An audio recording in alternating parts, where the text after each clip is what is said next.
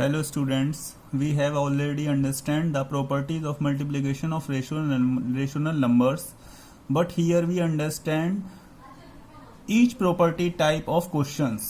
हमें हर तरीके की प्रॉपर्टी का एक एक क्वेश्चंस का सॉल्यूशन हम यहाँ पर देखेंगे. ठीक है, तो यहाँ था properties of multiplication of rational number. ये सारी मल्टीप्लिकेशन की प्रॉपर्टीज हैं रेशनल नंबर में जो यूज होती हैं, उनका हर एक का हम एक एक क्वेश्चन यहाँ देखते हैं. फर्स्ट है क्लोजर प्रॉपर्टी. क्लोजर प्रॉपर्टी में ये होता है कि यदि हम दो रेशनल नंबर की मल्टीप्लाई करते हैं तो वो रेशनल नंबर ही आता है. कैसे? 5 1 जा 5 और 7 2 जा 14. तो इस तरीके से कोई भी यदि हम दो नंबर्स की मल्टीप्लाई करते हैं और वो रेशनल नंबर ही आता है तो वो कौन सी प्रॉपर्टी यूज होती है उसमें? Closure property. ठीक. सेकंड प्रॉपर्टी है हमारी कॉम्यूटेटिव लॉ. कॉम्यूटेटिव लॉ में ये बताया जाता है कि इसमें ऑर्डर चेंज हो जाए तो भी उनके आंसर सेम होते हैं. वो कैसे? यहां पर देखिए 3/4 मल्टीप्लाई 5/7. अब हम इनके इधर ऑर्डर चेंज कर देते हैं. 5/7 पहले लिख दिया और 3/4 बाद में लिख दिया. ठीक है, ऑर्डर चेंज हो गए. अब हम इनको सॉल्व करते हैं. ये LHS साइड हो गई या RHS साइड हो गई. पहले हम LHS साइड जो लेफ्ट हैंड साइड पर होती है वो LHS साइड और जो राइट हैंड पर होती है वो RHS साइड. तो लेफ्ट हैंड साइड लिए हमने 3/4 इंटू 5/7. इनकी मल्टीप्लाई करी 3 5 जा 15 और ये आ गया 7 4 जा 28. ठीक. अब RHS साइड को सॉल्व करते हैं. 5/7 और 3/4, 3 5 जा 15 और 7 4 जा 28. तो दोनों सेम आ गए. तो इस तरीके से यदि हम ऑर्डर को चेंज भी कर देते हैं तो भी उनके आंसर सेम आते हैं. LHS is equal to RHS. तो ये कौन सी प्रॉपर्टी में होता है? Commutative law. कौन सी प्रॉपर्टी होती है ये? Commutative law. यदि इस टाइप के क्वेश्चंस आते हैं तो हम उनको इस टाइप से सॉल्व करेंगे. इसके बाद आता है हमारा एसोसिएटिव लॉ. एसोसिएटिव लॉ कौन सी प्रॉपर्टी है? तीसरी प्रॉपर्टी है एसोसिएटिव लॉ. इसमें क्या होता है कि 3 नंबर्स होते हैं. ये जो 3 नंबर्स होते हैं, 3 नंबर्स में जो होगा हमारा ये क्या है? 5/2 इंटू -7/4. ये ब्रैकेट में कर लिया, ये ग्रुप बना दिया इंटू 1/3. अब यहां पर क्या करा है? -5/2 को अलग कर लिया और इन दोनों नंबर्स का ग्रुप बना दिया इधर. तो इसमें क्या होता है? ऑर्डर ऑफ ग्रुप चेंज हो जाता है. एसोसिएट माने ग्रुप बनाना. एसोसिएट मीन्स ग्रुप बनाना. पहले हमने फर्स्ट 2 नंबर्स का ग्रुप बना दिया और दूसरी साइड में राइट हैंड साइड पर लास्ट के 2 नंबर्स का ग्रुप बना दिया. नंबर्स यही है तीनों के तीनों. ठीक है, इनका ग्रुप चेंज कर दिया. तो कौन सी प्रॉपर्टी होती है? Associative law. यदि हम इन दोनों को सॉल्व करते हैं तो दोनों के आंसर्स सेम आएंगे. ठीक है, तो हम इसको सॉल्व करके देखते हैं. ये LHS साइड हमने यहां लिखी है LHS साइड. अब इसको सॉल्व करते हैं. माइनस माइनस प्लस 7 5 जा 35, 4 2 जा 8 मल्टीप्लाई 1/3. पहले ब्रैकेट को सॉल्व किया जाता है. तो ये आ गया 35/8. 35 की मल्टीप्लाई 1 में करी. 35 1 जा 35, 3 8 जा 24.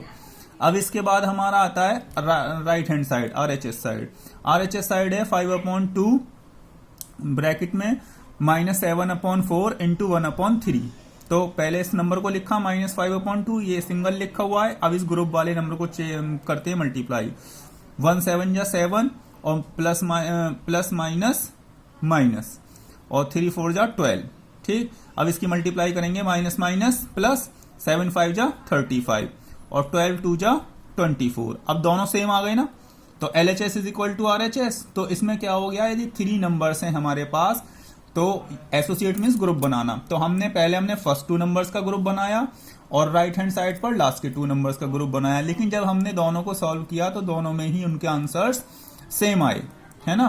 तो ये कौन सी प्रॉपर्टी लगती है यहां पर? हमारी एसोसिएटिव लॉ. अब चौथी आती है existence of multiplicative identity. Existence of multiplicative identity.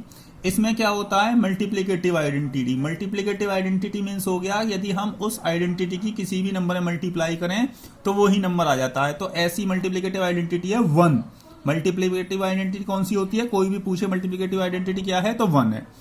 यदि हम 1 की मल्टीप्लाई किसी भी नंबर में करें या 1 में किसी नंबर की मल्टीप्लाई करें तो नंबर वही आ जाता है. जैसे 1 की मल्टीप्लाई इसमें करेंगे तो भी यही नंबर आएगा और 1 में इस नंबर की मल्टीप्लाई करेंगे तो भी यही नंबर आएगा. तो 1 की इसमें कर दें या 1 में इस नंबर ही कर दें तो क्या आएगा? आंसर वही नंबर आता है जिसमें मल्टीप्लाई कर दें.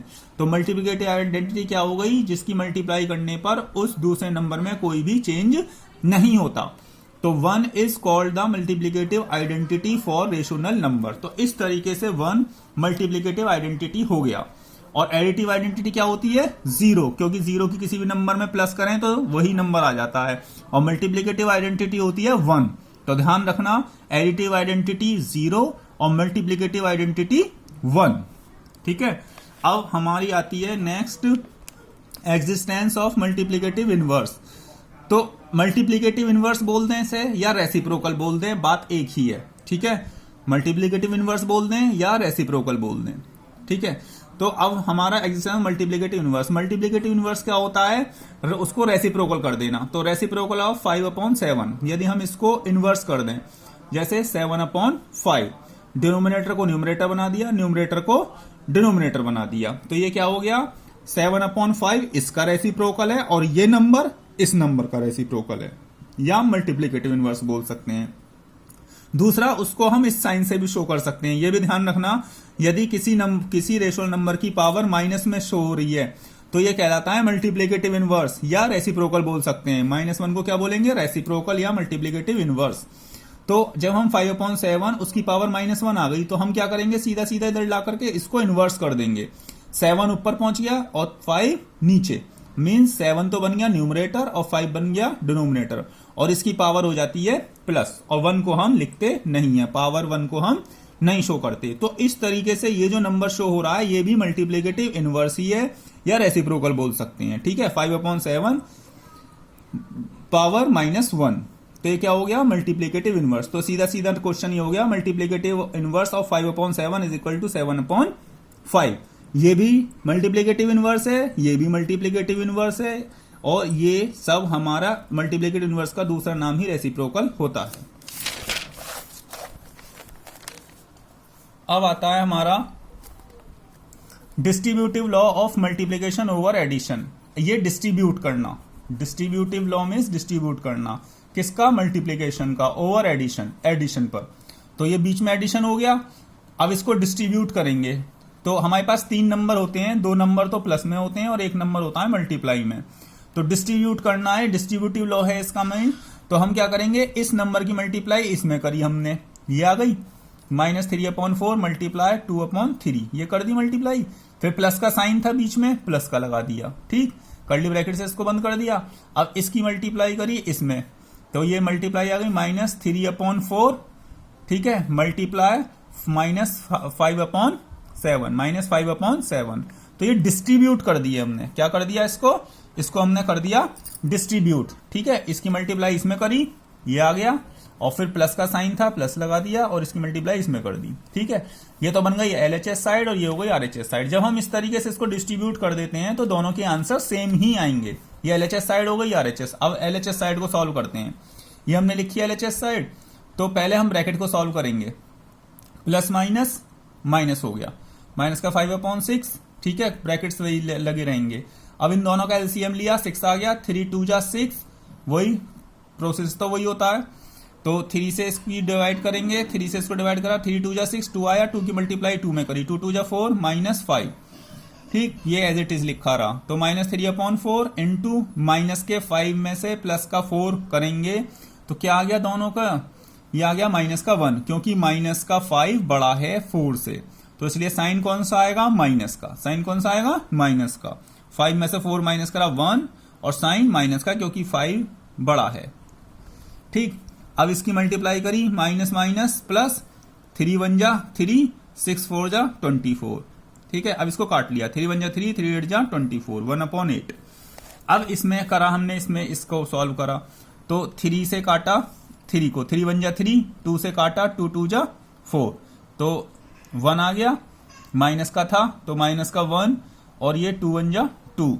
ठीक है, कर्ली ब्रैकेट लगा दिया, प्लस अब इधर से काट लिया, 3 2 जा 6, 3 1 जा 3, और कुछ नहीं कट रहा तो इसको ऐसे ही रहने देंगे, माइनस माइनस प्लस, 1 5 जा 5, 2 4 जा 8। अब इन दोनों को ब्रैकेट से बाहर निकाल लिया, ये माइनस का 2, माइनस का 1/2, ये ब्रैकेट ओपन कर दिया हमने, और ये प्लस का 5/8। दोनों का एलसीएम लेंगे तो 8 आएगा। 2 को 8 से डिवाइड करेंगे, 8 को 2 से डिवाइड करेंगे। जब 2 से डिवाइड करेंगे तो कितना आएगा, 2 4 जा 8, 4 की मल्टीप्लाई 1 में करी, 4 1 जा 4, और ये 8 से इसको डिवाइड करा, 8 1 जा 8, 1 की मल्टीप्लाई 5 में करी, 1 5 जा 5। जब दोनों को, ये प्लस का हो गया, ये माइनस का हो गया, ठीक है। जब प्लस के 5 में से माइनस का 4 करा तो क्या आएगा, 1। 5 में से 4 माइनस करा, 1 आएगा प्लस का। क्यों, क्योंकि प्लस का 5 बड़ा है। यहाँ पे माइनस का 5 बड़ा था इसलिए माइनस का आया था, यहाँ प्लस का 5 बड़ा है इसलिए प्लस का 1 आया। तो दोनों के आंसर सेम आ गए, 1/8, 1/8। तो इस तरीके से distributive law of multiplication over addition इसमें एप्लीकेबल है। ये कौन सा लॉ है, distributive law of multiplication over addition. इसके बाद आती है property 7, multiplicative property of zero. Multiplicative property of zero क्या होती है, जीरो की हम किसी भी नंबर में मल्टीप्लाई करें या जीरो में किसी भी नंबर की मल्टीप्लाई करें, आंसर जीरो ही आता है। ठीक है, ये कौन सी प्रॉपर्टी है, multiplicative property of zero. Zero की किसी भी नंबर में कर दें या जीरो में किसी नंबर की कर दें तो आंसर जीरो ही आता है। तो इस तरीके से आज हमने मल्टीप्लीकेटिव प्रॉपर्टी हमने रीड करी सारी की सारी। आप इसको अच्छे से समझिएगा और इस टाइप के क्वेश्चंस को सॉल्व करने की भी कोशिश करना। Thank you very much and have a nice day.